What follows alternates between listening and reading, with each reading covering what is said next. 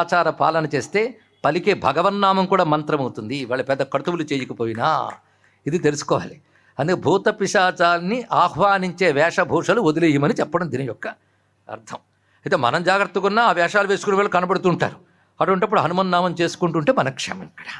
అందుకే భూత పిశాచ నికట నహి ఆవై మహాభీర్ జబ్ నామ సునావై. అంతేకాదు నాసై రోగ హరై సబ పీరా జపతి నిరంతర హనుమత్ వీరా. ఎక్కడెక్కడ ఏం వాడుతున్నాడు చూడండి. సునావై అన్నాడు ఇక్కడ, అంటే వినడం, వినిపించడం. ఇక్కడ జపతి నిరంతరం జపించడం. నిరంతరం అంటే అంతరాయము లేకుండా, అంటే నిత్యము అని అర్థం.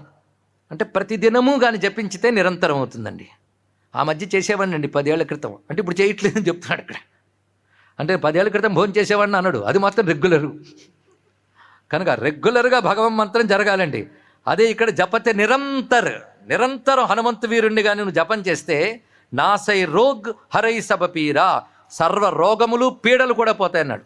సబ్బు పీరా, అన్ని పీడలు.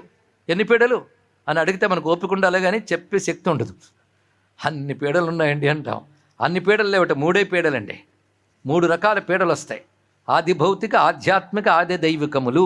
ఈ 3 రకాల బాధలు ప్రతివాడు అనుభవిస్తుంటాడు. ఆధ్యాత్మికములు అంటే ఇక్కడ స్పిరిచువల్ పీడలు అని అర్థం. ఆధ్యాత్మికములు అంటే శరీర సంబంధమైనటువంటి, మనస్సంబంధమైనటువంటి రోగములు, బాధలు. జలుబు, తలనొప్పో, జ్వరాలు, రోగాలు వస్తుంటాయి కదా, ఇవి ఆధ్యాత్మికములు. ఆది భౌతికములు అంటే బయట ఒక వ్యక్తుల ద్వారా కానీ శక్తుల ద్వారా కానీ కలిగేటువంటి బాధలు ఏవైతే ఉంటాయో, ఒక గాయం కలిగిన, జంతువు కానీ ఏదైనా దాడి చేసినా, ఇలాంటివేవి జరిగినా ఆది భౌతికములు. ఇక ఆది దైవికములు అంటే ఉప్పెనులు, తుఫానులు, ఇలాంటివంటి ఉపద్రవాల వల్ల వచ్చే బాధలు ఆది దైవికములు అని చెప్పబడతాయి. ఈ 3 రకాలు పీడలు లేకపోతే శాంతిగా ఉంటాం. అందుకే